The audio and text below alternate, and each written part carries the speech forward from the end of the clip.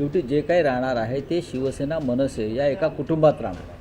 दादर शिंगडी हे 2 दिवस बाकी आहेत. 2 तास असले 2 तास की आवश्यकता नाही, पण कार्यकर्त्यांमध्ये कन्फ्युजन यामुळे कार्यकर्त्यामध्ये कन्फ्युजन जे काय आहे ते काय इलेक्ट्रॉनिक मीडियाच्या चॅनलमध्ये जाऊन ते उभे आहेत का?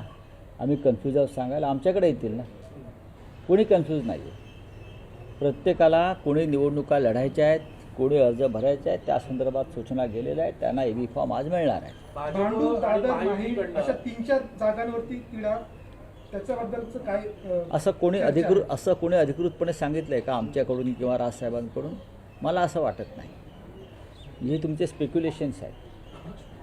दादर असेल, माहीम असेल, भांडूप असेल, विक्रोळी असेल, मुलुंड असेल, आमच्यातला विषय असेल तर आम्ही सोडवायला समर्थ आहोत ना. कार्यकर्ते असतात, दोन्ही पक्षाचे इतर काही लोक असतात, प्रत्येकाची इच्छा निवडणूक लढण्याची असते. त्यांना समजवावं लागतं की ह्या वेळेला मुंबईची लढाई ही मराठी माणसाच्या अस्तित्वाची, अस्मितेची लढाई आहे आणि कार्यकर्ते समजून घेत आहेत आणि चांगल्या प्रकारे चाललेलं आहे. कोणी कोणाकडे जाऊन रडत नाही आहे.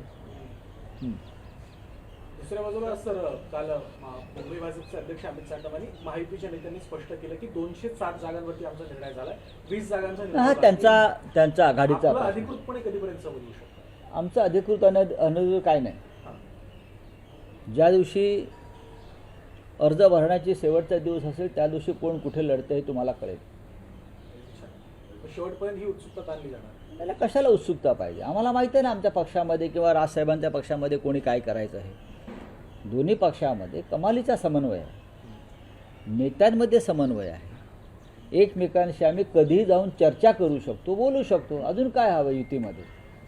कोणताही तणाव नाही. राष्ट्रवादी शरद पवार पक्षासोबत बोलणी चालू होती, नाही, प्रस्ताव नाही, प्रस्तावाचा प्रश्न नाही. त्यांनी आमच्याकडे ज्या जागा मागितल्या त्यापैकी बऱ्याचशा जागा आम्ही त्यांना देऊ शकलो. नाही, ते सांगतील ना, मी कशाला सांगू?